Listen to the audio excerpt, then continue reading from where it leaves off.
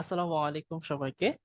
Health and nutrition organisation আয়োজিত career navigator season 2 episode 2 তে আপনাদের স্বাগত জানাচ্ছি। আমি মোহাম্মদ নিয়ামুল ওয়াকিল।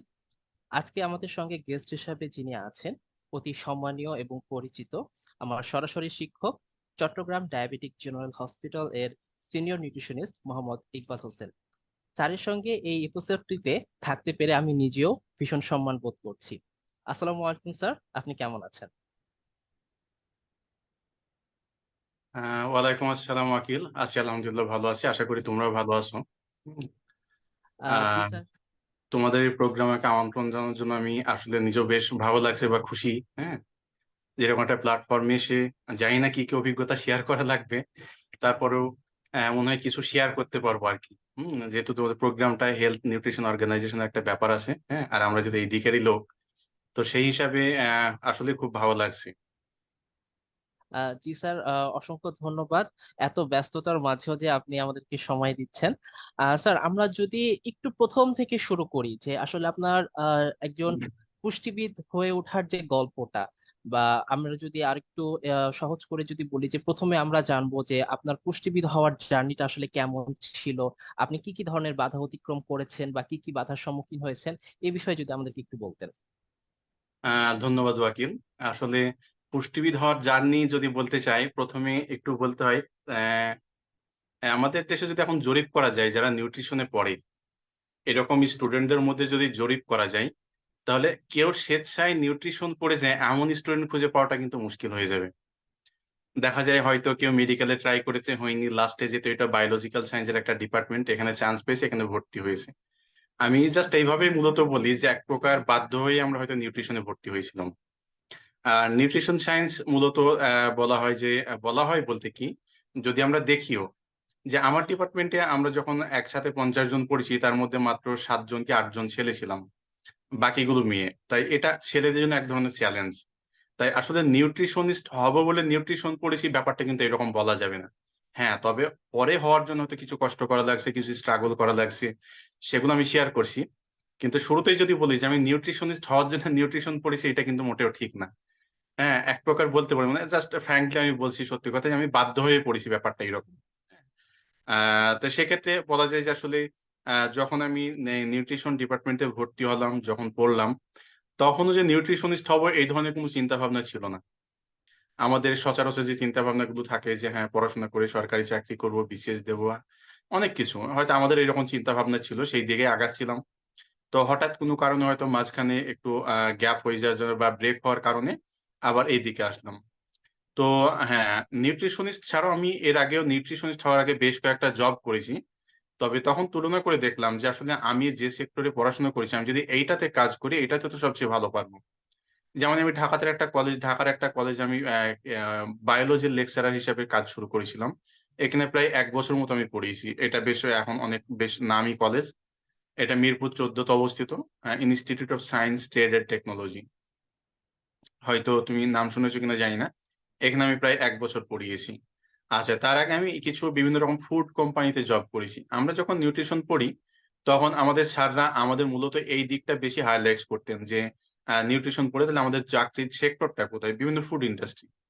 ওনারা বলতেন ফুড ইন্ডাস্ট্রি, কোয়ালিটি কন্ট্রোলে বা কোয়ালিটি অ্যাসুরেন্সে বা প্রোডাকশনে, হ্যাঁ, অনেকে সেদিকেও করছে।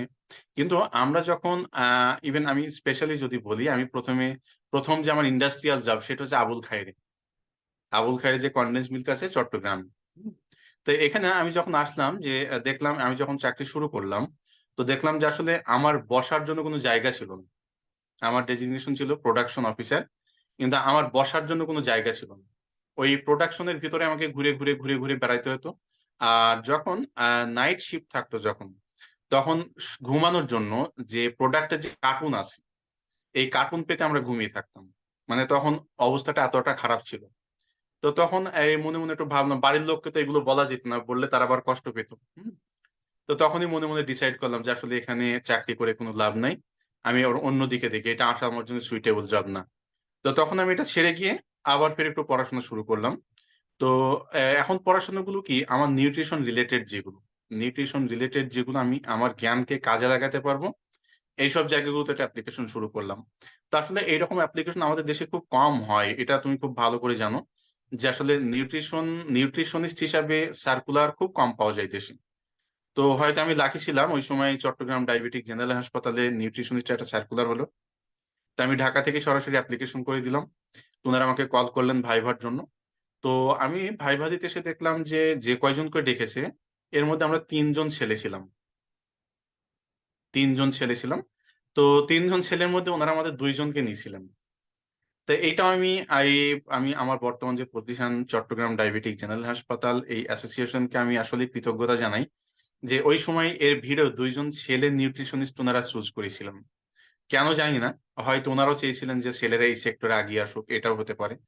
তো সেখান থেকে আসলে আমার জার্নিটা শুরু।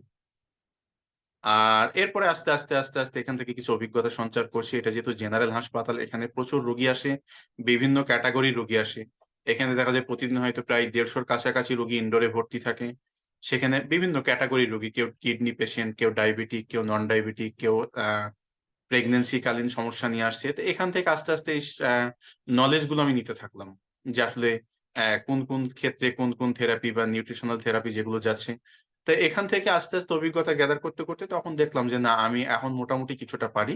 তবে এটা খুব জার্নিটা ছোটখাটো না, আমার এই অভিজ্ঞতা সঞ্চার করতে আমি বলতে পারি আমার 3 বছর প্লাস সময় লেগেছে। হ্যাঁ, এরপর থেকে আমার মনে হলো যে না, হয়তো আমি কিছু জানি। আর আমি যে কিছু পারি বা কিছু জানি, এটার একটা প্রতিফলন আমি হাসপাতালে দেখতে পাইছিলাম তখন এবং এখনো পাই। ওই সময় একটা সময় আসতো যখন কিছু কিছু পেশেন্ট আসতো এসে, এখন আমরা তো 4-5 জন নিউট্রিশনিস্ট এখানে ছিলাম বা এখনো আছি। তো সবার তো আলাদা আলাদা রুম। তো এখন দেখা যায় একজন পেশেন্ট আসলো, তাকে হয়তো একটা রুমে অন্য নিউট্রিশনিস্টের কাছে দিচ্ছে। সে অ্যাটেন্ডেন্স কে বলছে যে আমি ইনার কাছে যাব, আমি নিউট্রিশনিস্ট ইকবালের কাছে যাব। এরকম কিছু আবদার তখন বাইরে থেকে আসা শুরু করলো।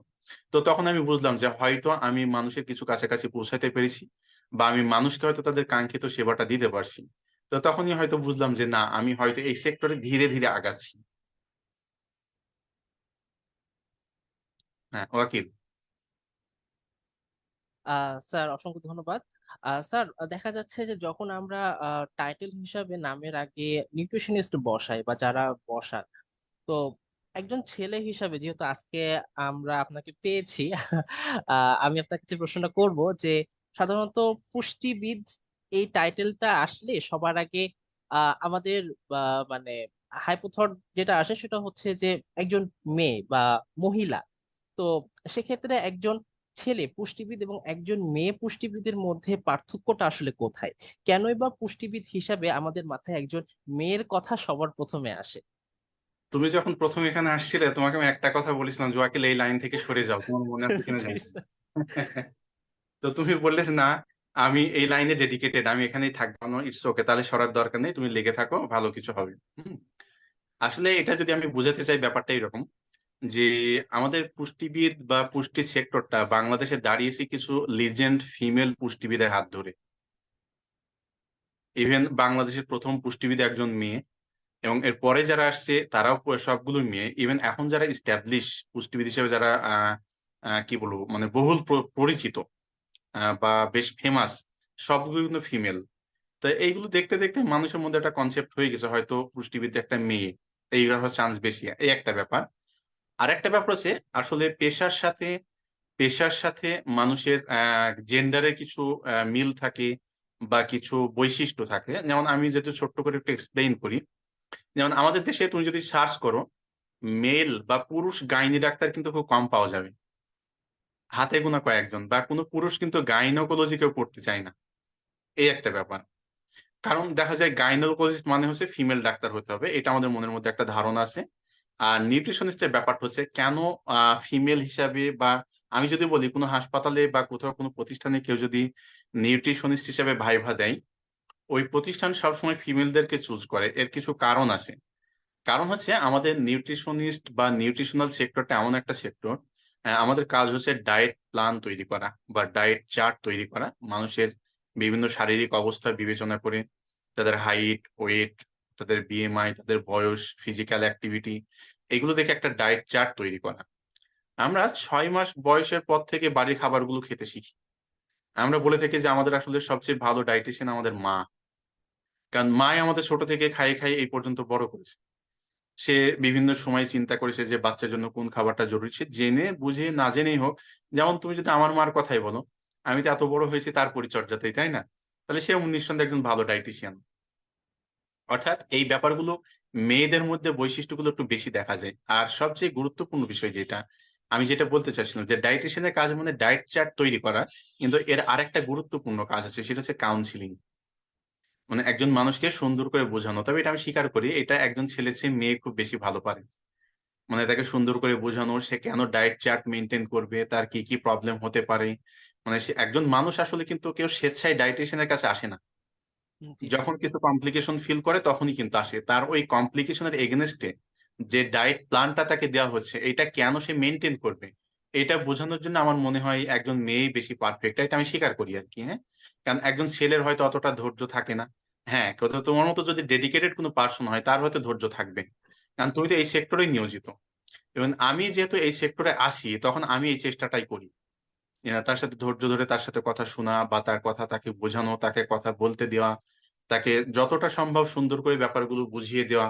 হ্যাঁ? তো এই ব্যাপারগুলো এই ক্ষেত্রে দেখা যায় যে সব ক্ষেত্রে মানে আমাকে কাজ করার সুযোগ দেওয়ার আগেই ওই সিলেক্টররা বুঝে ফেলে যে হয়তো একজন ফিমেল এটাতে ভালো পারবে, এটাতে ভালো পারবে।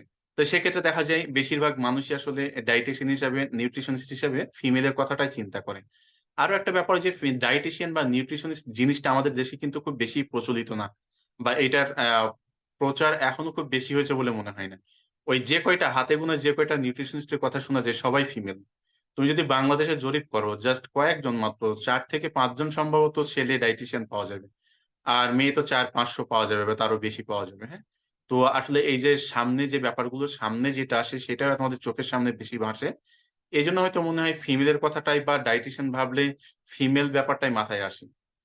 আবার নিউট্রিশনিস্ট হিসেবে কাজ যখন শুরু করেছে কেউ, এখান থেকে যে স্টুডেন্ট গুলো বের হয়েছে, প্রথম বের হয়েছে হোম ইকোনমিক্স কলেজ থেকে।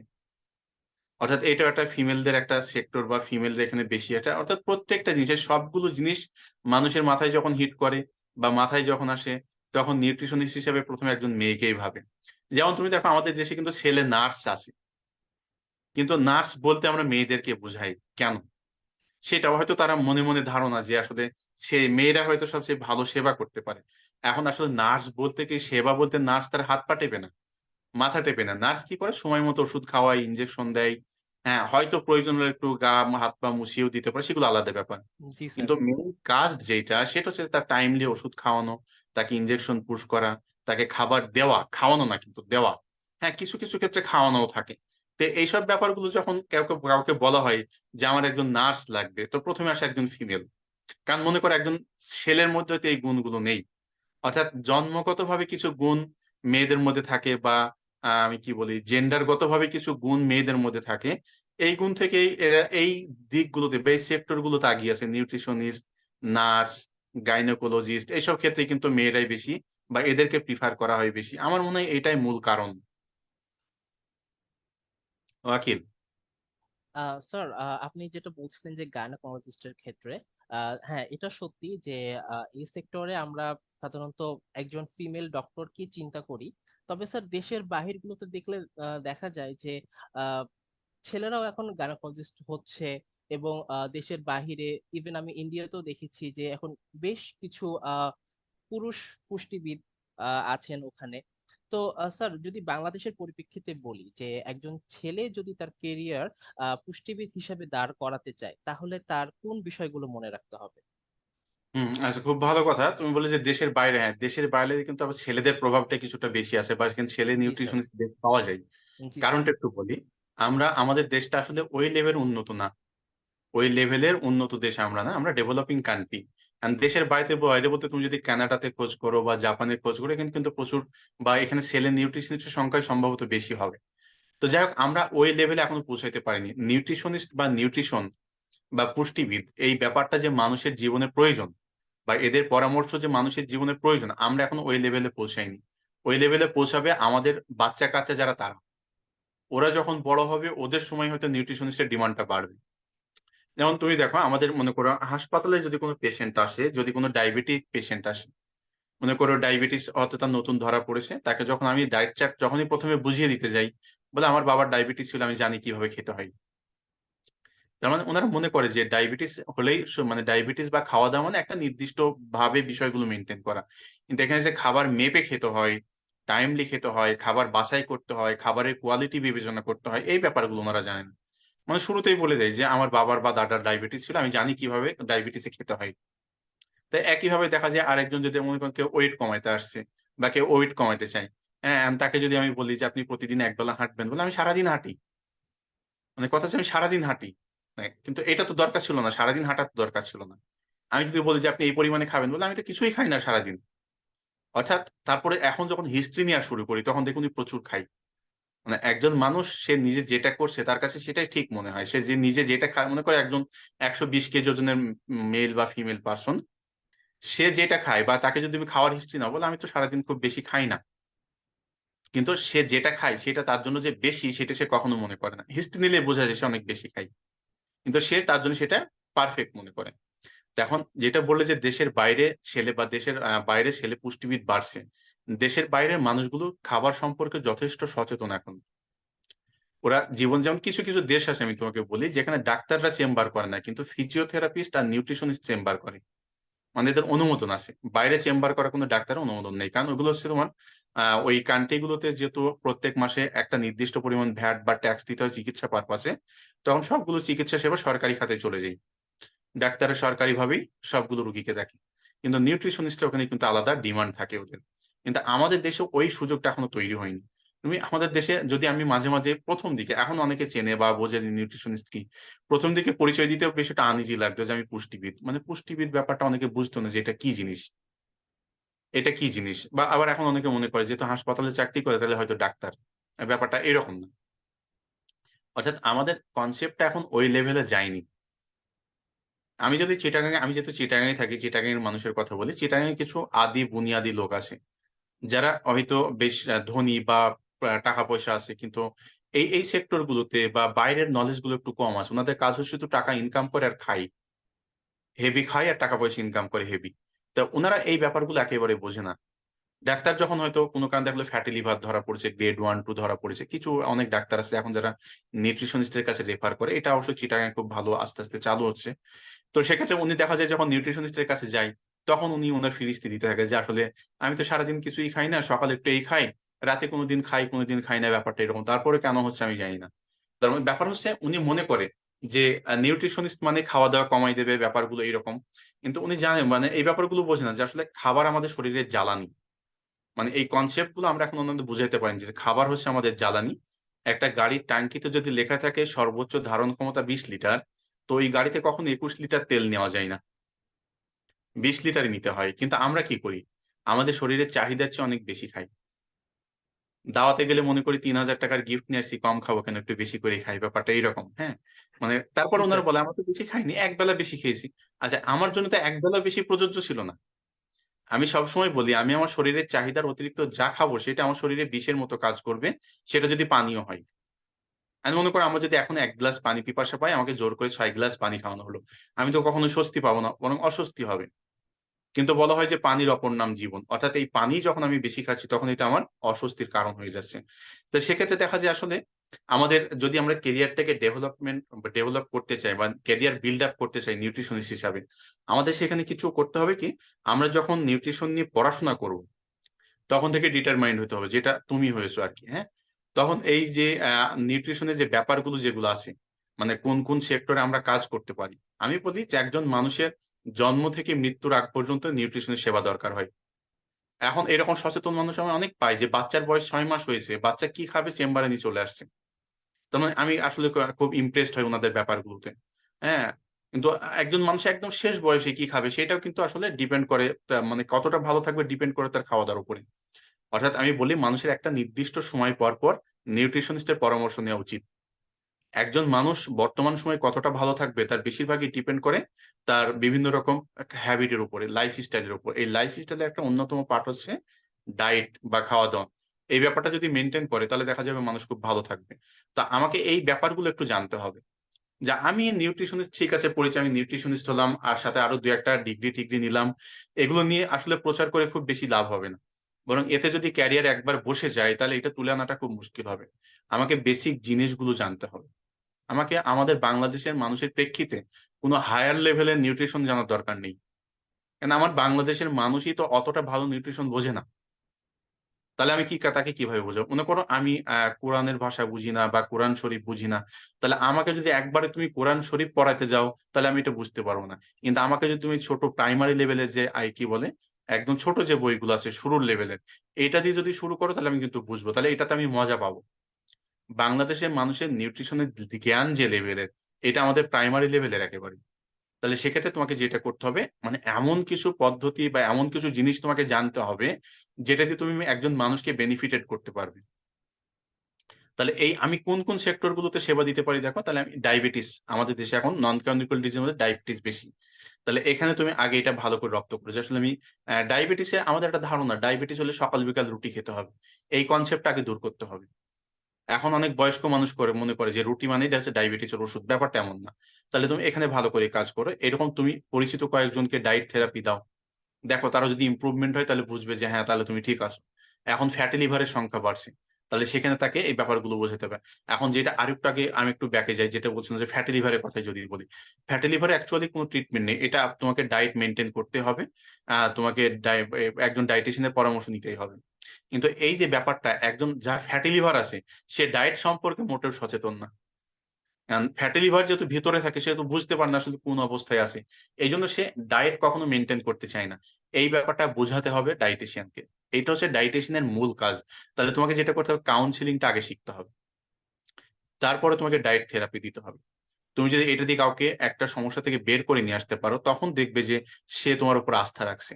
তাহলে তোমাকে যে বিষয়গুলোতে মূল ফোকাস করতে হবে, সেক্ষেত্রে হচ্ছে মানে ক্যারিয়ার দাঁড় করানোর জন্য তোমাকে এই প্রত্যেকটা জিনিস সম্পর্কে ভালো করে জানতে হবে। Diabetes, cholesterol, high pressure, low pressure, fatty liver, মানে আমাদের যে নন কমিউনিকেবল ডিজিজ গুলো বেশি আছে এইগুলো সম্পর্কে তোমাকে একটু ভালো করে জানতে হবে। এর বাইরেও তুমি দেখো এমন কোনো রোগ নেই যার সাথে খাবারের সম্পর্ক নেই। আগে কাজগুলো ডাক্তাররা করতো, একজন ডাক্তারের কাছে গেলে ডাক্তার ওষুধ লেখার পরে বলে ঠিক মতো খাওয়া দাওয়া করবেন। এখন এই যে ঠিক মতো খাওয়া দাওয়াটা কি এটা বুঝিয়ে দেওয়ার সময় ডাক্তার থাকে না, কারণ ওনাকে তো প্রচুর রোগী দেখতে হবে। বা উনি বড়দের একটা সিল মেরে দেয়, বলে গরু খাসির মাংস খাবেন না, এই খাবেন না, এই চার পাঁচটা যে কথা থাকে। কিন্তু এটা আসলে একটা হিউজ ব্যাপার, এটা হিউজ ব্যাপার। যেমন হাই প্রেশারের রোগীকে বলে ডাক্তারে বলে দিচ্ছে ডিমের কুসুম খাবে না। এখন বেশিরভাগ ডাক্তারই বলে দিচ্ছে যে ডিমের কুসুম খাবে না, কিন্তু ডিমের কুসুমে তো আহামরি কিছু নেই যে এটা খেলে হাই প্রেশার বাড়বে। বরং এখানে যে পরিমাণ ফ্যাট থাকে তার একটা বড় অংশ থাকে গুড ফ্যাট, বরং এটা স্বাস্থ্যের জন্য ভালো। হ্যাঁ, এই যে ডিম যে ভাজি পোস্ট করে খাবে না এইটা বুঝিয়ে দেওয়ার মতো সময় ডাক্তারের থাকে না। উনি জানেন কিন্তু এটা বোঝানোর সময় ওনার থাকে না, কারণ ওনার রোগী বেশি থাকে। এই কাজগুলো আমাদের করতে হয়। তাহলে একজন মানুষ কেন ডিম ভাজি পোস্ট খাবে না, এটা বোঝানোর মতো ক্যাপাসিটিটা আমাদের থাকতে হবে, বা এই নলেজটুকু আমাদের আহরণ করতে হবে। তবেই দেখা যাবে আমি আস্তে আস্তে আস্তে আস্তে আসলে নিউট্রিশনিস্ট হিসেবে যেতে পারবো বা ক্যারিয়ারটা বিল্ড আপ করতে পারবো। ওয়াকিল। স্যার, সেটা হচ্ছে যে আমার স্যার, আমরা নেক্সট প্রশ্নে যাওয়ার আগে আমাদের কিছু পার্টিসিপেন্ট তারা প্রশ্ন করেছেন। আমরা কি স্যার তাদের প্রশ্নটা এখন নিব নাকি স্যার একদম লাস্টে যেয়ে নিব? না না, মাঝে মাঝে শেষ করে নিই না, সমস্যা কি? স্যার, সুমাইয়া আফরোজ উনি প্রশ্ন করেছেন, স্যার, দেশের বাইরে যেতে চাইলে দেশে বসে কি কি কোর্স করা যেতে পারে? কোর্সেরা অথবা অন্য কোনো ভাবে একটু যদি বলতেন, মানে অর্থাৎ উনি বোঝাতে চেয়েছেন যে উনি দেশের বাইরে যাবেন, তো উনি দেশেই বসে সেটা প্রিপারেশন নিতে চাচ্ছেন। সেক্ষেত্রে উনি কোন কোন বিষয়গুলো ফলো করবেন, সে বিষয়ে যদি হ্যাঁ, বলতেন বুঝতে স্যার। পারছি। আমাদের দেশে এখন নিউট্রিশন যে ইউনিভার্সিটি গুলোতে পড়ানো হয় ওনারাও কিন্তু আমাদের দেশের চাহিদার সাথে সাথে সাবজেক্ট গুলো রিঅ্যারেঞ্জ করে নিচ্ছে। যেমন আমরা আগে যা পড়েছি এখন তার চেয়ে কিছুটা যোগ হচ্ছে। এখন আমি যদি দেশের বাইরে যেতে চাই তাহলে আমাকে আমার দেশের না ওই দেশের ডিমান্ড পূরণ করতে হবে যে ওই দেশ কি কি চাচ্ছে। হ্যাঁ, দেশের বাইরে গেলে অন্য কিছু চাই না, জাস্ট আমাদের গ্রাজুয়েশন পোস্ট গ্রাজুয়েশন করা থাকলে চলে। এই জন্য কোনো এক্সট্রা ছোটখাটো কোর্সের দরকার হয় না। আমি যখন 5টা বছর নিউট্রিশন নিয়ে পড়বো তখন অন্যান্য 1 সপ্তাহ 1 মাস এইসব কোর্সের খুব বেশি দরকার হয় না। হ্যাঁ, এগুলো করা যায় যদি কোনো হসপিটালে ইন্টার্নশিপ হিসেবে করা যায়, এখানে কিছু নলেজ গ্যাদার করা যায় সরাসরি। হ্যাঁ, তবে এটা দেশের বাইরে যাওয়ার জন্য কোনো ভূমিকা রাখবে না। দেশের বাইরে যাওয়ার জন্য ওই দেশের কিছু ডিমান্ড থাকে যে তোমাকে গ্রাজুয়েশনে বা পোস্ট গ্রাজুয়েশন স্কোর এত থাকতে হবে, যদি আইএলটিএস প্রয়োজন হয় সেটা করতে হবে, টোফেল চাইলে সেগুলো করতে হবে। অর্থাৎ ওদের যে ডিমান্ড সেগুলো পূরণ করতে হবে, এখানে আমাদের বিশেষ কিছু করার নেই। মানে এখানে ছোটখাটো কোর্সের কোনো ভূমিকা নেই। ধন্যবাদ স্যার। স্যার, আমাদের পরবর্তী প্রশ্নটা করেছেন হেলাল উদ্দিন। উনি বলছেন যে ফুড অ্যান্ড নিউট্রিশন নিয়ে বিসিএস করা কি সঠিক হবে কিনা। আসলে বিসিএস টা এখন একটা অনেক লম্বা আর শক্তিশালী জার্নি আর কি, হ্যাঁ। জি স্যার। আমি ঠিক ওইভাবে বলছি না, আমি যদি বলি আমিও নিউট্রিশন নিয়ে 3 বার বিসিএস এর ভাইবা দিয়েছিলাম। হ্যাঁ, তো আমি ওই নন ক্যাডার পর্যন্ত যেতে পারি আর কি। এরপরে ওখান থেকে সিলেকশন হয় না, ক্যাডার আমি কখনোই পাইনি, হয়তো পরীক্ষা আমার ভালো হয়নি। তবে এখানে যদি এমন হতো যে নিউট্রিশনের টেকনিক্যাল ক্যাডার যদি থাকতো, বা আমাদের কি বলে শিক্ষকতা যদি কোনো ক্যাডার থাকতো আর কি, মানে প্রশাসনিক ক্যাডারের সাথে সাথে যদি আমাদের টেকনিক্যাল ক্যাডারটাও থাকতো, তাহলে এটা খুব ইজি হতো। কিন্তু এটা যেহেতু আমাদের নেই, তাহলে এটা আরো আমাদের জন্য টাফ হয়ে যাবে। মানে আমাদের এখানে শুধু আমাদের যে জেনারেল ক্যাডার যেটা, এখানে এখানে শুধু আমরা অ্যাপ্লাই করতে পারবো প্রশাসনিক ইগুলোতে। যেহেতু আমাদের কোনো সাবজেক্ট বেসড কোনো কলেজে টিচার নেওয়া হয় না। সম্ভবত লাস্ট কয়েকটা বিশেষ 1 বা 2 জন করে নিয়েছে, যেটা আসলে খুব টাফ। তো আসলে শুধু নিউট্রিশন না, প্রত্যেকটা সাবজেক্ট নিয়ে বিসিএস করা যায় বা বিসিএস দেওয়া যায়। সেক্ষেত্রে প্রিপারেশনটা খুব শক্তিশালী হতে হবে, এটা সাবজেক্টের উপর ডিপেন্ড করে না। তুমি কি বলে বিসিএস যে দিবা, বিসিএস এর প্রশ্ন কি থাকে? বাংলা, ইংরেজি, ম্যাথ, এগুলো, সাধারণ জ্ঞান, এগুলো। নিউট্রিশনের কোনো প্রশ্ন এখানে থাকে না প্রিলিমিনারিতে। আবার রিটেনেও নিউট্রিশন নিয়ে কোনো প্রশ্ন থাকবে না। হ্যাঁ, তবে নিউট্রিশনিস্ট বা নিউট্রিশন যারা পড়ে, এদের জন্য রিটেন কিছুটা ইজি হবে। কারণটা আমি বলি, বেশিরভাগ ইউনিভার্সিটিগুলোতে নিউট্রিশন ইংলিশ ভার্সনে পড়ানো হয়। তাহলে এখান থেকে তাদের ইংলিশের দক্ষতাটা একটু বেশি হতে পারে। আর নিউট্রিশন যেহেতু সবাই সায়েন্সের স্টুডেন্ট, তাহলে এদের অঙ্কের বা ম্যাথের দক্ষতাটা কিছুটা বেশি থাকতে পারে। আর বিজ্ঞান যেহেতু নিউট্রিশন পড়ছে, নর্মালি আমি দেখেছি বিসিএস এর বিজ্ঞানের যে প্রশ্নগুলো সবগুলো এখানে, মানে যারা নিউট্রিশন পড়ে তাদের জন্য ব্যাপারটা খুব ইজি। আর সাথে সাথে যদি নিউট্রিশন স্টুডেন্টের কিছু টিউশন করানোর অভ্যাস থাকে, তাহলে ব্যাপারগুলো আরো সহজ হয়ে যায়।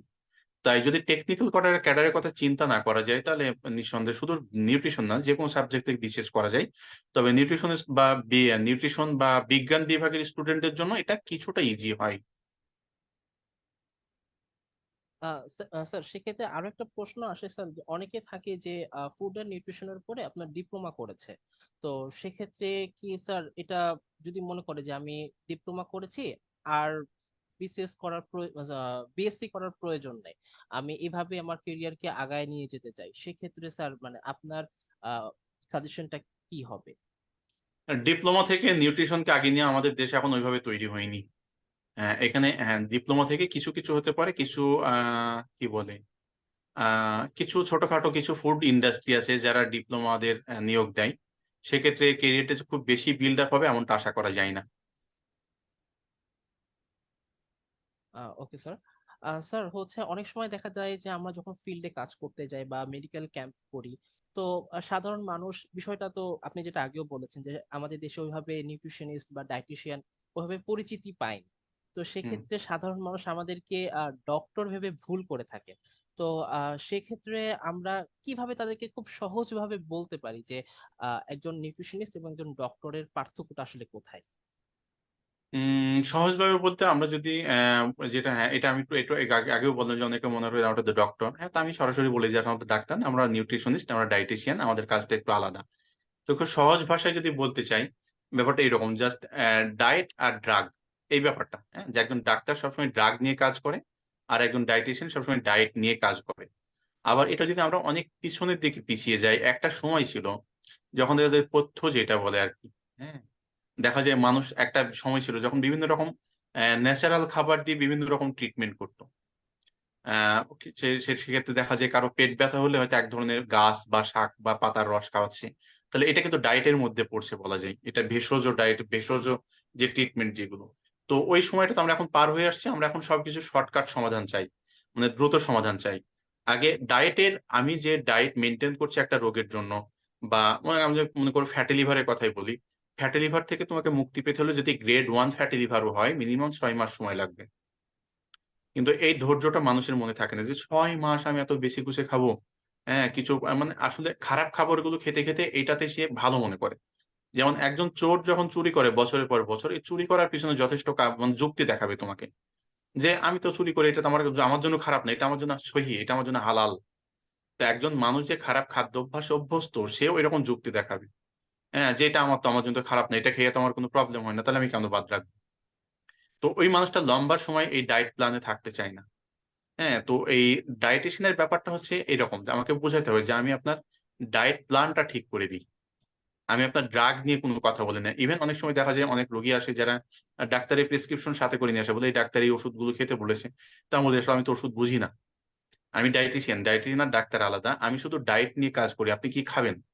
আপনি যদি বলেন আমি ভাত খাবো না, আমি ভাতের অল্টারনেট আপনাকে 5টা অপশন দিতে পারি, কিন্তু একটা ওষুধের অল্টারনেটিভ আমি একটা একটা ওষুধের নাম আমি বলতে পারবো না, কারণ আমি কোনো ওষুধের নাম জানি না। আর এছাড়া সহজভাবে বোঝানোর কোনো বিষয় এছাড়া আছে বলে মনে হয় না। তবে সেক্ষেত্রে এটা সময়ের সাথে সাথে মানুষ যখন জানবে, যেমন আগে অনেক মানুষ জানতো না, এখন অনেক মানুষ জানে ডাইটেশন সম্পর্কে।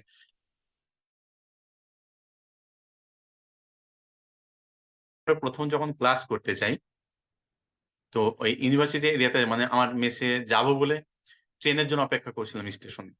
তো ওখানে আমাদের এলাকারই একজন বেশ সরকারি ঊর্ধ্বতন কর্মকর্তার সাথে আমার দেখা, সম্পর্কে আমাদের ভাই হয়। হ্যাঁ, তো ওনার সাথে দেখা হলো, তো বলে যে কি তুমি কোথায় ভর্তি হয়েছো, আমি বললাম যে এখানে আমি নিউট্রিশনে ভর্তি হয়েছি। বললো আচ্ছা আচ্ছা, এখানে আচার টাচার বানানো শিখাবে। হম। হ্যাঁ হ্যাঁ। তো মানুষের কনসেপ্টটা ছিল কিন্তু ওই দেখে, মানে এটা আরো তুমি যদি মনে করো 2005-6 5 সাল বা 5 সালের দিকে, তখন মানুষের কনসেপ্টটা ছিল ওই লেভেলের, কিন্তু এখন মানুষ ওই কনসেপ্টটা থেকে বের হয়ে এসেছে। মানে নিউট্রিশনের পরে মানে আচার বানায় খাবার দাবার রান্না করে এই চিন্তা ভাবনা এখন আর নেই। হ্যাঁ, এখন মনে করে যে কি খেতে হবে তাই বলে, কিন্তু এখনো মানুষের গুরুত্ব ওই রকম নেই। ওই যে বললাম, আসলে বলে যে কি খেতে হয় আমি জানি, কি খেতে হয় আমি জানি, ব্যাপারটা এরকম। কারণ আমাদের হাসপাতাল যখন প্রচুর রোগী আসে, তখন দেখা যায় ওই শুরু করলেই যদি আমি তাকে ডায়েট প্ল্যান বোঝাতে শুরু করি, তখন বলে যে কি খেতে হবে আমি জানি। হ্যাঁ, অর্থাৎ ওনারা এই ব্যাপারটাকে খুব সহজ হিসাবে নাই। নিউট্রিশনিস্টের কাছে আমি তোমাকে বলি, নিউট্রিশনিস্টের কাছে মানুষ এখন বর্তমানে তখনই আসে যখন খুব বাধ্য হয়। কেউ শখ করে, মানে আমি আমার ক্যারিয়ার জীবনে মাত্র কয়েকজন মানুষ পেয়েছি যারা শখ করে আসছে যে দেখি আমার খাওয়া দাওয়া ঠিক আছে কিনা। 6 মাস বয়সের হাতে গোনা কয়েকজনকে পেয়েছি, আর বাকিগুলো আসে বাধ্য হয়ে, বাধ্য হয়ে। হ্যাঁ, দেখা গেল ডাক্তারের কাছে গিয়ে যে ডাক্তার দেখলো যে আসলে মনে করো হাঁটু ব্যথা, নিয়ে গেছে একজন ফিজিক্যাল মেডিসিনের কাছে। ডাক্তার দেখলো যে আসলে ওনার ওয়েট তো অনেক বেশি, ওনার ওজন কমানো ছাড়া কোনো উপায় নেই। কয়েকটা পেইন কিলার দিলে হয়তো কিছুদিন ভালো থাকে, কয়েকটা ইনজেকশন দিলে হয়তো কয়েক সপ্তাহ ভালো থাকে, আবার উনি আগের অবস্থায় চলে যায়। তখন ডাক্তার বাধ্য হয়ে লিখে দেয় যে আপনি একজন নিউট্রিশনিস্টের পরামর্শ নিবেন। কারণ ডাক্তার জানে যে আসলে ওনার দিয়ে হয়তো এটা সলিউশন হবে না। উনি যদি ওয়েট লস করতে পারে তখনই উনি এখান থেকে মুক্তি পাবে। তো তখন উনি ওনাকে বলে দেয় যে আপনাকে ওজন কমাইতে হবে। তুমি যদি একজন ফিডি মনে করো, ওষুধ কোম্পানি যে এমআর রা আছে, আমরা অ্যাজ এ নিউট্রিশনিস্ট যদি একজন ফিজিক্যাল মেডিসিন ডাক্তারের চেম্বারের সামনে বসি, যে ডাক্তার প্রেসক্রিপশনে কি লিখেছে একটু দেখি, প্রত্যেকটা মানে প্রায় 90% প্রেসক্রিপশনে লেখা থাকবে ওজন কমাবেন। কারণ ফিজিক্যাল মেডিসিনের কাছে ওইসব লোকগুলো যায় যাদের একটু ওভারওয়েট থাকে, ওভারওয়েটের কারণে বয়স 45, 40, 50 হয়ে গেছে, ওয়েট বেশি। আর বয়স যখন 40+ হয় আমাদের কিছু হাড় ক্ষয়েরও প্রবলেম থাকতে পারে, সেখান থেকে যখন ব্যথা ট্যাথা হয় তখন ব্যথা নিয়ে ওই ফিজিক্যাল মেডিসিনের কাছে যাচ্ছে, কিন্তু অ্যাকচুয়ালি এটা তো ফাংশনটা ছিল অন্য জায়গায়। ওনারা যদি বুঝতো যে এখানে ফিজিক্যাল মেডিসিনের চেয়ে আমার ওয়েট লস করাটা বেশি জরুরি, তখন ওনারা কিন্তু সরাসরি একজন নিউট্রিশনিস্টের কাছে যেত, কিন্তু সরাসরি যায়নি, যাই হচ্ছে আরেকজন ডাক্তার রেফার করলে তারপরে। হ্যাঁ, তো তো এই এই হচ্ছে ব্যাপার। কিন্তু দেখা যায় উনি যদি সরাসরি, মানে এরকম সরাসরি কেউ কখনো আসে না যে আমি নিউট্রিশনিস্টের উদ্দেশ্যেই যাচ্ছি, আমাদের কাছে আসে মানুষ শুধু বাধ্য হয়ে। Okay. Sir, thank you. Sir, আমরা পরবর্তী প্রশ্নে যাওয়ার আগে আমি যারা পার্টিসিপেন্ট আছেন তাদের উদ্দেশ্যে বলতে চাই যে বর্তমানে যারা হচ্ছে ফুড অ্যান্ড নিউট্রিশনে পড়াশোনা করছেন, হেলথ অ্যান্ড নিউট্রিশন অর্গানাইজেশন মূলত তাদের কথা চিন্তা করে এই নেভিগেটরটা আয়োজন করে থাকে। তো আপনারা যারা ফেসবুক লাইভ থেকে জয়েন করেছেন, তারা কোথায় থেকে জয়েন করেছেন অবশ্যই কমেন্ট সেকশনে জানাবেন, এবং আপনাদের কোনো প্রশ্ন থাকলে অবশ্যই কমেন্ট সেকশনে বলবেন। স্যার, আমাদের পরবর্তী প্রশ্ন যেটা আসে বা আমরা যেটা জানতে চাই সেটা হচ্ছে যে যখন আমরা বিশ্ববিদ্যালয় বা কোনো প্রতিষ্ঠানে পড়াশোনা করি, তো পড়াশোনার পাশাপাশি আমরা চাই যে একটু নিজেকে আগিয়ে রাখবো বা এক্সট্রা কিছু শিখবো। সেক্ষেত্রে আসলে কোন বিষয়গুলো বা কোন জিনিসগুলো আসলে জানাটা বেশি গুরুত্বপূর্ণ বা আসলে জানাটা দরকার, আপনি যদি এই বিষয়ে কিছু বলতেন। মানে পড়ার সময় কোন বিষয়গুলো জানা দরকার, এটা কিন্তু আমি যে শুরুতেই বলেছিলাম যে আমি আমার ফিল্ডে আমি যেগুলো নিয়ে কাজ করব আমি শুরু থেকে সেগুলো, যেমন একজন অনেকে টার্গেট থেকে যে আমি বিসিএস দেবো। হ্যাঁ, দেখো ফার্স্ট ইয়ারে ভর্তি হওয়ার পর থেকে সে কি করে, ওই বাংলা ইংরেজি সাধারণ জ্ঞান এগুলো পড়তে থাকে বিসিএস এর জন্য ফার্স্ট ইয়ার থেকে। তো কেউ যদি মনে করে যে আমি নিউট্রিশনিস্টই হবো, তাহলে তাকে এই নিউট্রিশন রিলেটেড বইগুলো পড়তে হবে একদম বেসিক থেকে শুরু করে।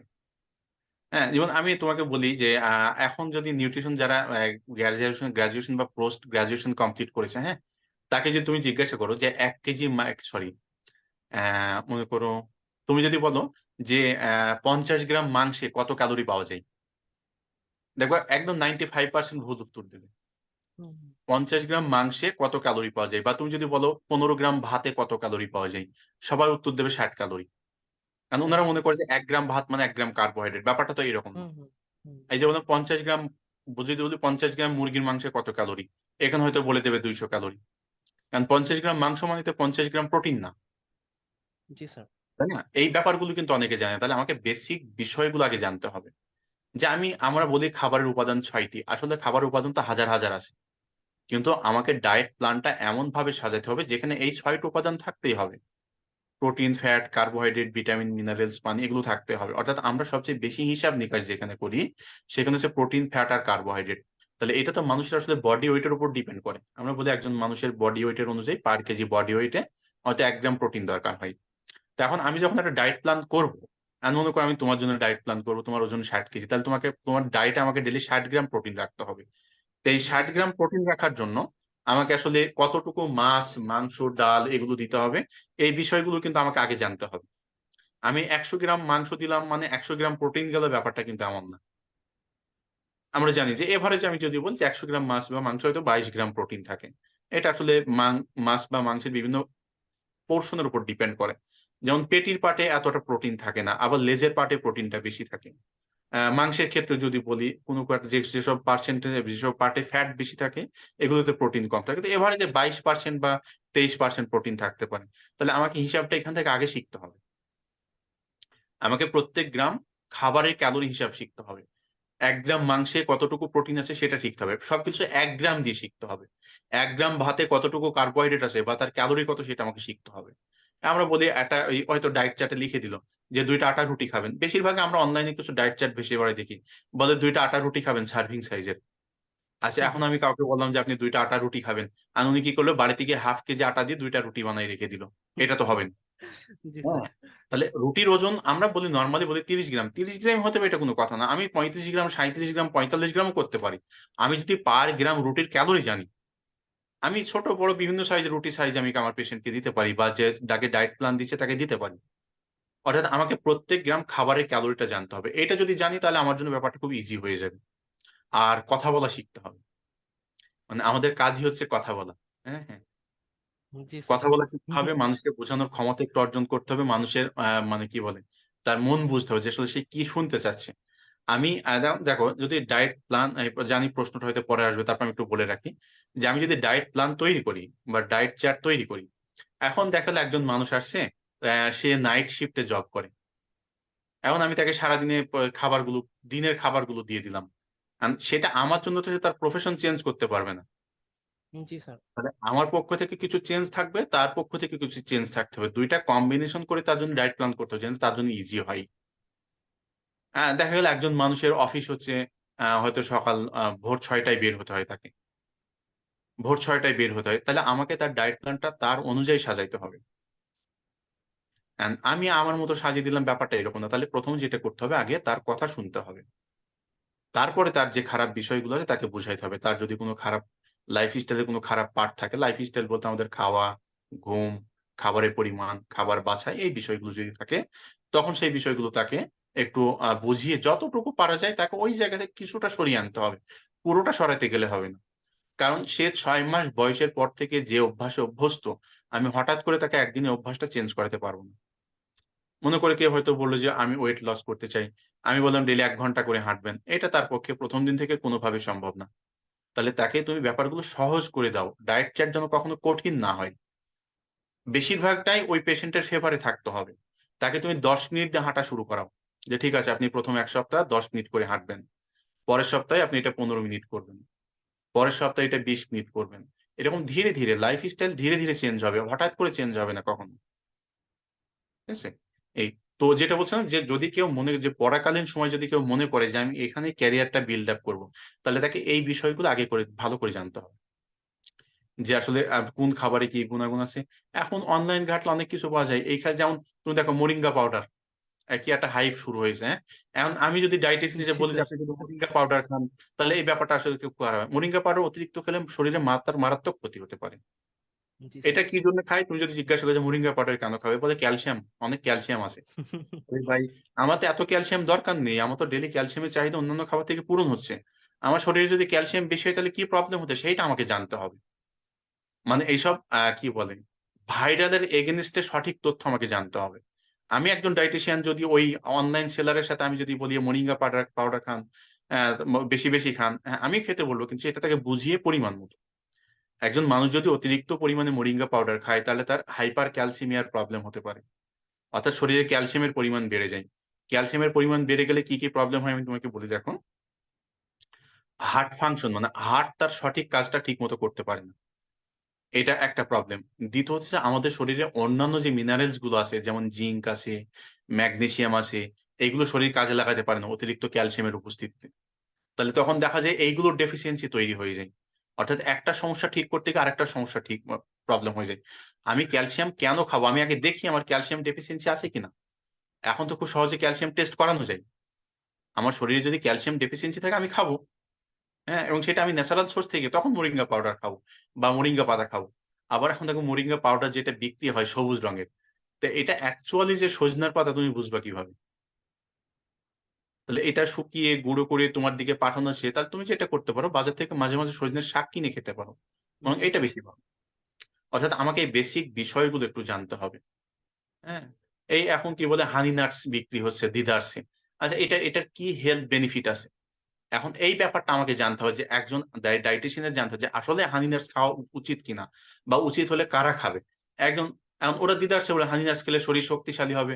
এখন তুমি একজন কিডনি রোগীকে হানি নাটস দিলে তাহলে কি হবে তার অবস্থা বলো?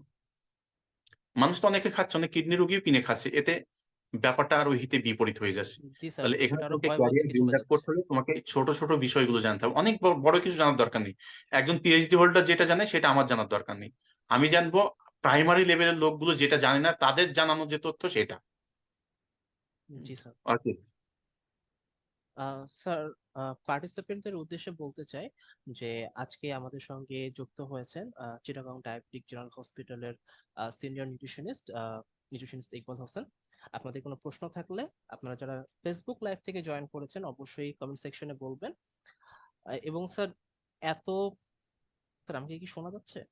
হ্যাঁ, শুনতে পাচ্ছি। স্যার, যেহেতু আজকে আহ, আপনাকে আপনাকে পেয়েছি আমরা এত ফিমেল নিউট্রিশনিস্টের মধ্যে একজন সাকসেসফুল পুরুষ নিউট্রিশনিস্ট হিসেবে, স্যার আপনার কোন স্কিল আপনাকে এত সাফল্য এনে দিয়েছে আপনি মনে করেন, সে বিষয়ে যদি বলতেন। সাফল্য এনে দিয়েছি কিনা আমি জানি না। হ্যাঁ, তবে হ্যাঁ আমি এই নিউট্রিশনিস্ট হয়েই কিন্তু মোটামুটি শুক্রিয়া আলহামদুলিল্লাহ অনেক ভালো আছি আর কি। হ্যাঁ, তো সেক্ষেত্রে আমি যেটা বলি এক হচ্ছে মানুষের সাথে সুন্দর করে কথা বলা, এই একটা যেটা আমি শুরুতেই বলেছি, যেটা আমাদের একটা ভালো গুণ থাকার কথা। আমি চেষ্টা করি সুন্দর করে কথা বলার জন্য, মানুষের কথা শোনা, আমার কাছে যারা সেবা নিতে আসে তাদের কথাকে বেশি প্রায়োরিটি দেওয়া, আমি নিজের মতামত কখনো চাপাই না। আর অনেক লম্বা সময় ধরে তাদের সাথে গল্প করা, মানে গল্পের ছলে কথায় কথায় কথায় কথায় ব্যাপারগুলো তাকে বোঝানো। ইভেন একটা ডায়েট প্ল্যান মেনটেন করাতে গিয়ে আমাকে অনেক রকমের উদাহরণ নিয়ে আসতে হয়, অনেক ধরনের উদাহরণ তাকে বুঝাইতে হয়। হ্যাঁ, অনেকগুলো বিষয় যখন তাকে আমি সামনে বুঝাই তখন সে ব্যাপারটা যেরকম, যেমন আমি তোমাকে একটা কথা বলি, মনে করো আমি বললাম যে ঠিক আছে সকালের নাস্তাটা 8টায় খেতে হবে। আর সে বলে কেন 8টায় খেলে, 8টায় খেতে হবে অঙ্কা, আমি বললাম, ঠিক আছে আধা ঘন্টা আগে পরে হতে পারে। আর উনি যদি বলে আমি সকালের নাস্তা 11টায় খাবো, তাহলে কি প্রবলেম হতে পারে? তাহলে এটা দেখো, আমি জাস্ট একটা যদি এইভাবে বুঝাই যে তাহলে ওনাকে আমাকে কতগুলো কথা বলা লাগে। আমি বলি, দেখেন আপনার অফিস টাইম 9টায়, আপনি প্রত্যেকদিন 11টায় অফিসে যান, অফিসে গিয়ে বলেন রাস্তায় জ্যাম ছিল, অফিস এটা কখনো মানবে না। তাহলে আপনাকে সঠিক টাইমে যেতে হবে। আপনি ডায়াবেটিস পরীক্ষা করাবেন, প্রথমে একটা স্যাম্পল দেওয়ার পরে 2 ঘন্টা পরে আবার একটা স্যাম্পল দিতে হয়। আপনি সেকেন্ড স্যাম্পল যদি 2 ঘন্টার জায়গায় 3 ঘন্টা পরে দিতে যান তাহলে কিন্তু আর স্যাম্পল নেবে না। অর্থাৎ জীবনের প্রত্যেকটা কাজ একটা নির্দিষ্ট সময় করতে হয়। মনে করো ফজর নামাজের সময় 4:30 বা 4:45, এখন তুমি যদি 6:30টার সময় ফজরের নামাজ পড়তে যাও তাহলে কি নামাজ হবে? হবে না। তুমি তো দোয়া দরুদ দোয়ার ছোয়ার সূরা কালাম সবই পড়ছো, তারপরে কেন নামাজ হচ্ছে না? সঠিক সময়ে হচ্ছে না এগুলো, তাই।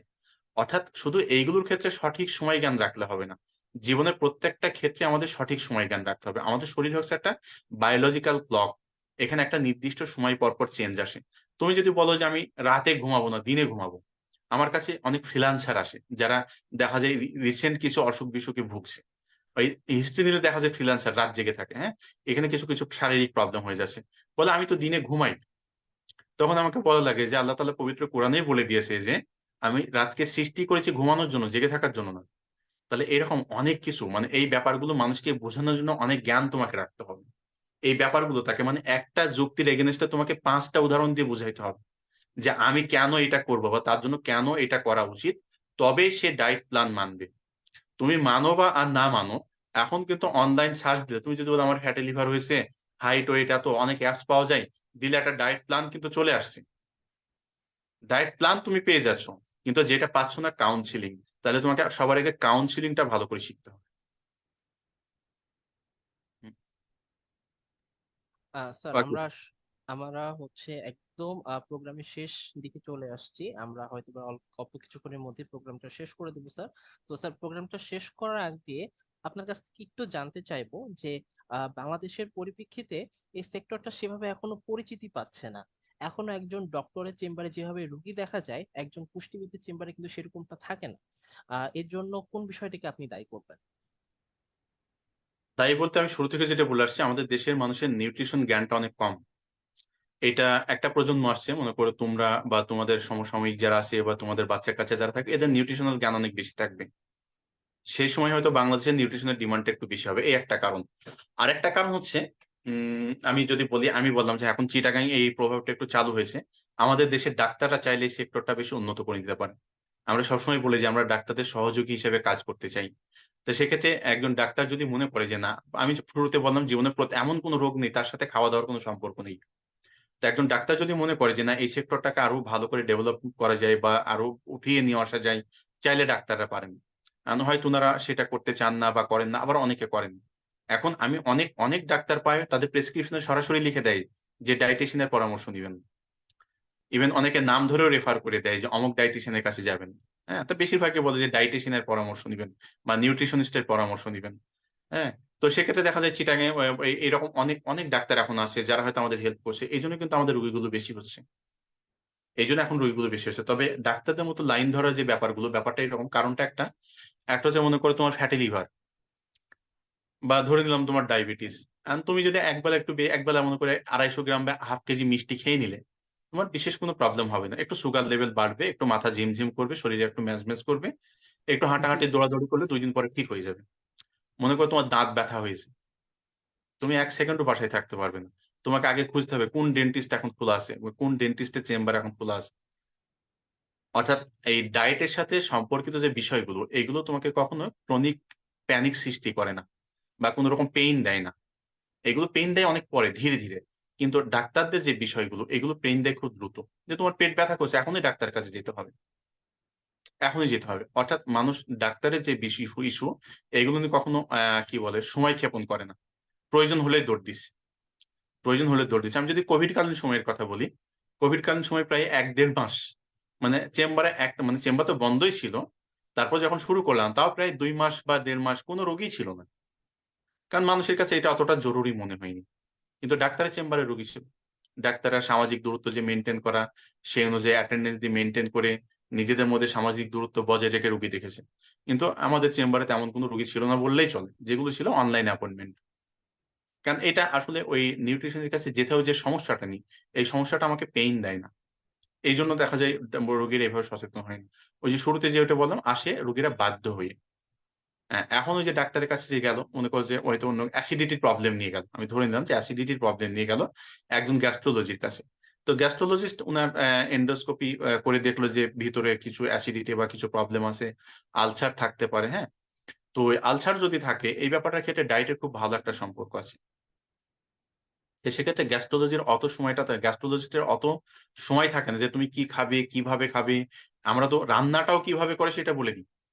আমি চেম্বারে রুগীকে রান্নাটাও কিভাবে হয় সেটাও বলে দিতে চেষ্টা করি। তাহলে এখানে আরেকটা স্কিল তোমাকে জানতে হবে যে রান্না কিভাবে করতে হবে।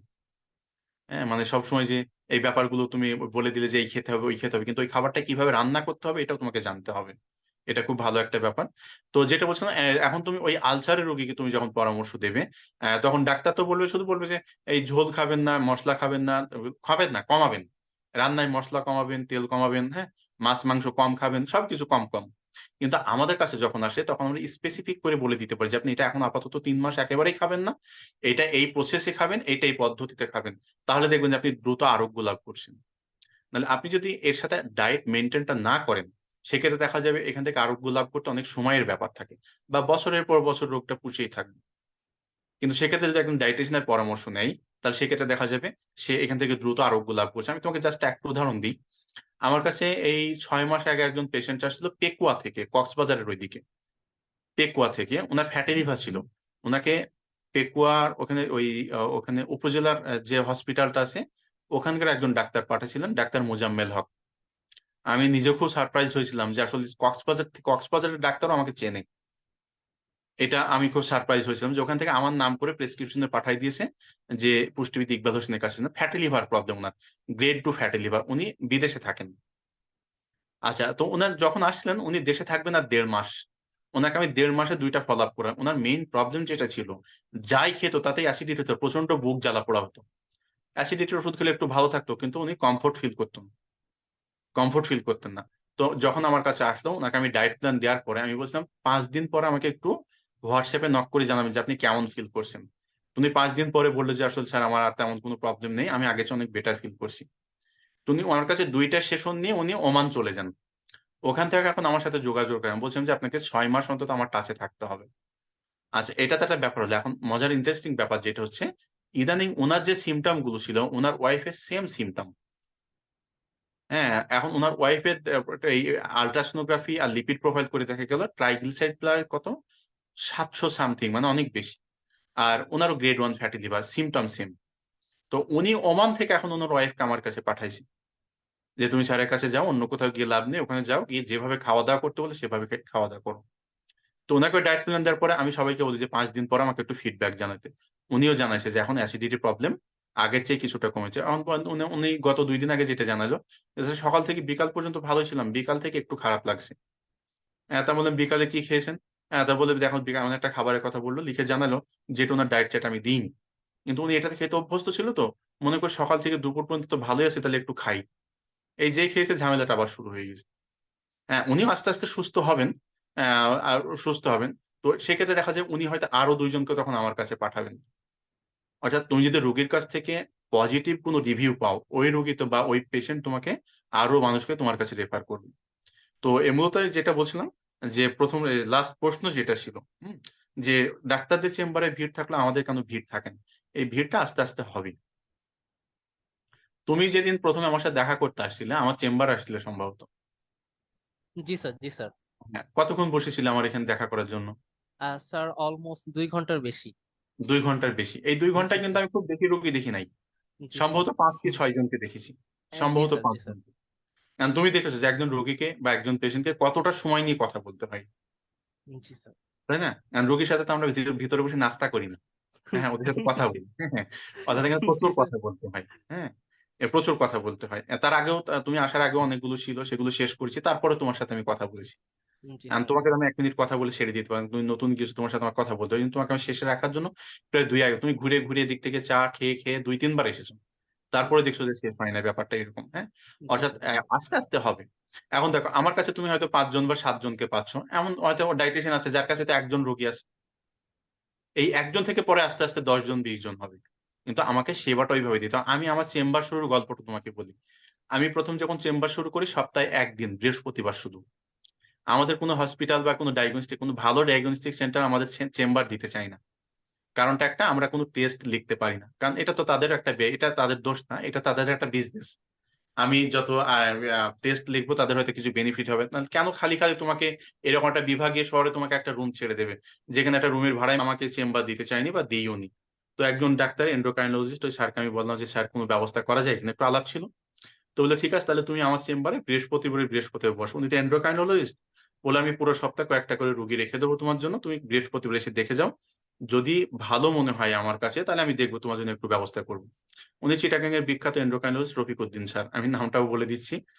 উনি প্রচুর জনপ্রিয়, ওনার রুগী মানে লাইন ধরা, মানে উনি রুগী দেখে রাত 2টা 1টা পর্যন্ত। হ্যাঁ, তা আমি বলি স্যার এখন যে টাকাগুলো কামাই করছেন রাত 2টা পর্যন্ত, পরে কিন্তু আবার খরচ করা লাগবে। হ্যাঁ হ্যাঁ, রুগী দেখা কমান, রুগী দেখা কমান। হ্যাঁ, বলে কি করা যাবে, এখন আমার ক্যারিয়ার কয়দিন থাকবে, পরে ক্যারিয়ার ডাউন হয়ে যাবে, এখন যে ইনকাম করার করিনি, ব্যাপারটা এরকম। তো শুধু বৃহস্পতিবার একদিন শুরু করেছিলাম, তো ওই স্যার 2 জন 3 জন 1 জন করে রুগী রাখতো, কিন্তু রুগীরা আসতো না। মানে ওখান থেকে বের হওয়ার সময় নাম রেজিস্ট্রেশন করে যেত অ্যাটেন্ডেন্স কাছে, ঠিক আছে আমি বৃহস্পতিবারে আসবো, হয়তো 4 জন হলো, আমাকে ওই অ্যাটেন্ডেন্স ফোন দিল, স্যার 4 জন রুগী আছে। তো আমি গিয়ে দেখি একজনও আসে না। মানে ওই ব্যাপারটা তখন অতটা গুরুত্ব দিত না। বা কোনোদিন একজন আসলো, আমি তখন থাকতাম অনেক দূরে, 300 টাকা সিএনজি ভাড়া করে যাওয়া আসা করতাম, মানে আমার যাওয়া আসার টাকাটা উঠতো না, ফিরে ফিরে আসতাম। আচ্ছা, তারপরে এখন আস্তে আস্তে যখন 3 জন 4 জন 2 1 জন করে সেবা নিতে থাকলো, যখন এরা ফিডব্যাকটা মোটামুটি ভালো পেলো, এখন আর রুগীরা মিস করে না। এখন ওই সপ্তাহে একদিন আমি পেশেন্ট দেখছি, কিন্তু 5 জন 6 জন 4 জন 7 জন করে থাকছে, যেটা আমার জন্য হিউজ। মানে একজন পুষ্টিবিদ, একজন ডাইটিশিয়ান যে ডাক্তারদের পাশাপাশি চেম্বারে বসে কিছু এক্সট্রা টাকা ইনকাম করবে, এটা তখন আসলে ভাবতেই পারা যেত না। কিন্তু এটা যখন শুরু হলো, দেখলাম যে আমার রোগীরা ভালো ফিডব্যাক দেয়। আমি তোমাকে একটা জাস্ট ওইভাবে বলি না, একটা কথা বলি। আমার ওই যখন সপ্তাহে একদিন বসতাম, তখন একজন পেশেন্ট ছিল, ওনার ফ্যাটি লিভার ছিল, মানে অনেক ধনী মানুষ, উনি সিঙ্গাপুর যান ট্রিটমেন্ট নিতে। তো সিঙ্গাপুর বলেছে যে একটু ডাইটিশিয়ান দেখান, তো উনি সিঙ্গাপুরের ডাইটিশিয়ানের কাছে গিয়েছে। তো ওখানে গিয়ে বলেছে যে আসলে আপনার দেশের ডায়েট বা ফুড হ্যাবিট আমার দেশের ফুড হ্যাবিট এক না, আপনি আপনার দেশে গিয়ে একজন ডাইটিশিয়ান দেখান। তো এনিহাও উনি আমার খবর পেয়েছেন, উনি এখানে আসছেন। হ্যাঁ, এটা ওনার বাড়ির কাছাকাছিও ছিল। তো উনি আসার পরে ওনার জাস্ট লিখেছিল যে আপনি ওয়েট লস করলে আপনার ফ্যাটি লিভার আস্তে আস্তে চলে যাবে। উনি ছিলেন ব্যবসায়ী, কি ব্যবসায়ী, ওনার গার্মেন্টস, গার্মেন্টস বলতে কি জিন্স প্যান্টের ইন্ডাস্ট্রি ছিল আর কি, ফ্যাক্টরি ছিল। জি তো জি। উনি আমার কাছে প্রথম ফলো আপে আসলেন যখন, ডায়েট চার্ট নিয়ে যাওয়ার পরে, তো উনি প্রথমবারে 8 কেজি ওজন কমাই আসলেন। তখন উনি আসার পর ওনার যে ফিলিং, যেটা ভাই আমি এখন একদম সুস্থ হয়ে গেছি, মানে ওনার যে কমপ্লিকেশন ছিল এগুলো আর নেই, তা ওনার এখন সুস্থ হয়নি, আরো কিছুটা বাকি আছে। হ্যাঁ, তো সেকেন্ড ফলো আপে যখন আসলো, তখন আরো কিছুটা ওয়েট লস করাই নিয়ে আসলো। তো বলে যে এখন আমি এখন একদম ফিট, আমি বললাম হ্যাঁ হয়তো এখন একদম ফিট, তা আপনি আর একটা ফ্যাব্রিক স্ক্যান করে দেখেন কি অবস্থা। তো উনি করলে তো খুব ভালো আছে, তো উনি কথায় কথায় এখন বললো দেখেন না কত ওয়েট লস হয়েছে, কালকে আমি 8টা প্যান্ট বানাই নিয়ে আসছি। হ্যাঁ, আমার যে একদিনে 8টা প্যান্ট আপনার কোন টেইলার্স বানাই দিয়েছে। হ্যাঁ হ্যাঁ। তো বলে কোনো টেইলার্স না, আমার নিজেরই প্যান্টের ফ্যাক্টরি আছে, হ্যাঁ এখান থেকে। তো সাথে ওনার ওয়াইফ আসছিল। হুম। তো উনি বলে যে যে আপনি কি এই প্যান্ট গুলো পরেন নাকি? হ্যাঁ হ্যাঁ। আমি বলে হ্যাঁ আমি তো এগুলো পরি। বলে স্যার আপনাদের একটা রিকোয়েস্ট থাকবে, আপনি একদিন আমার ফ্যাক্টরিতে একদিন আসেন, এই শুধু ভিজিট করে যান, আমি দেখি আপনার জন্য কিছু করতে পারি কিনা। তো উনি কয়েকদিন ফোন করার পরে আমি সম্ভবত পয়লা বৈশাখের ছুটিতে ওনার ফ্যাক্টরিতে গিয়েছিলাম। তো ওনার যে টেইলর আছে, ওনার ওনার কাছ থেকে ডাকলো। তো বললো স্যারের মেজারমেন্ট করে 2টা প্যান্ট বানাই দাও।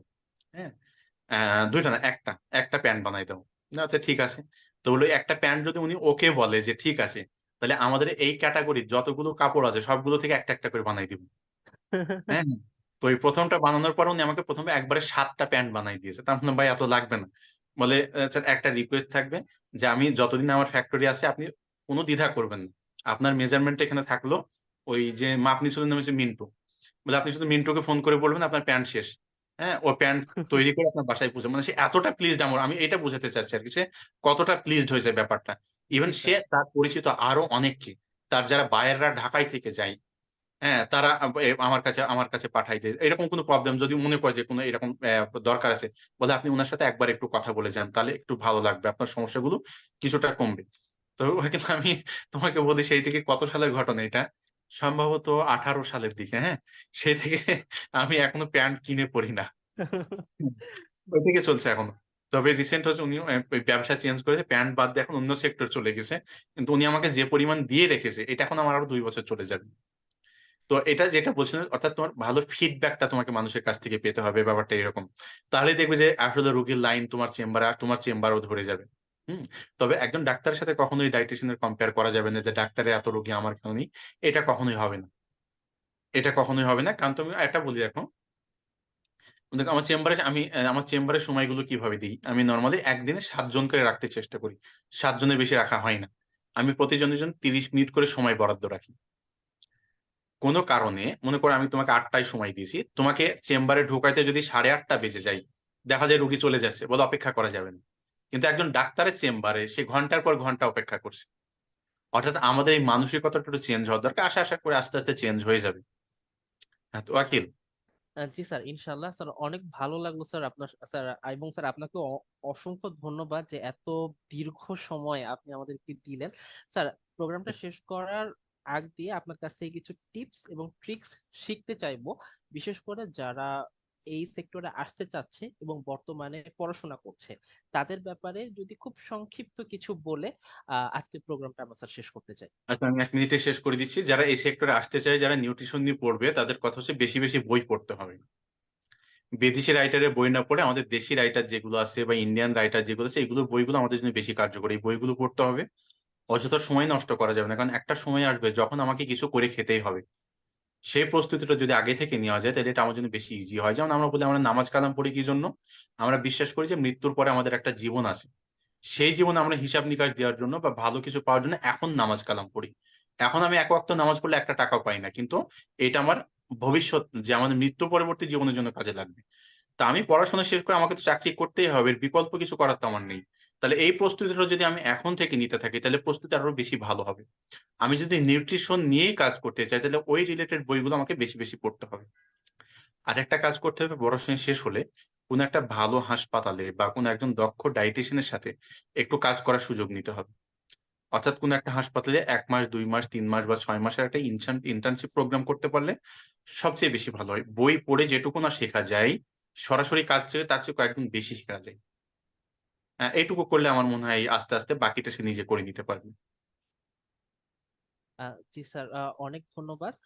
আজকের প্রোগ্রামটা আমরা এখানেই শেষ করছি। এতক্ষণ আমাদের সঙ্গে থাকার জন্য যারা জয়েন করেছিলেন আপনাদেরকেও অসংখ্য ধন্যবাদ। এতক্ষণ আপনাদের সঙ্গে আমি মোহাম্মদ নিয়ামুল ওয়াকিল ছিলাম। স্যার, তাহলে আমরা আপনার কাছ থেকে বিদায় নিচ্ছি। আমি ভালো থাকবেন, সুস্থ থাকবেন, আমাদের আচ্ছা, জন্য দোয়া করবেন। আসসালামু আলাইকুম, ফি সবাইকে আমান। শুভরাত্রি।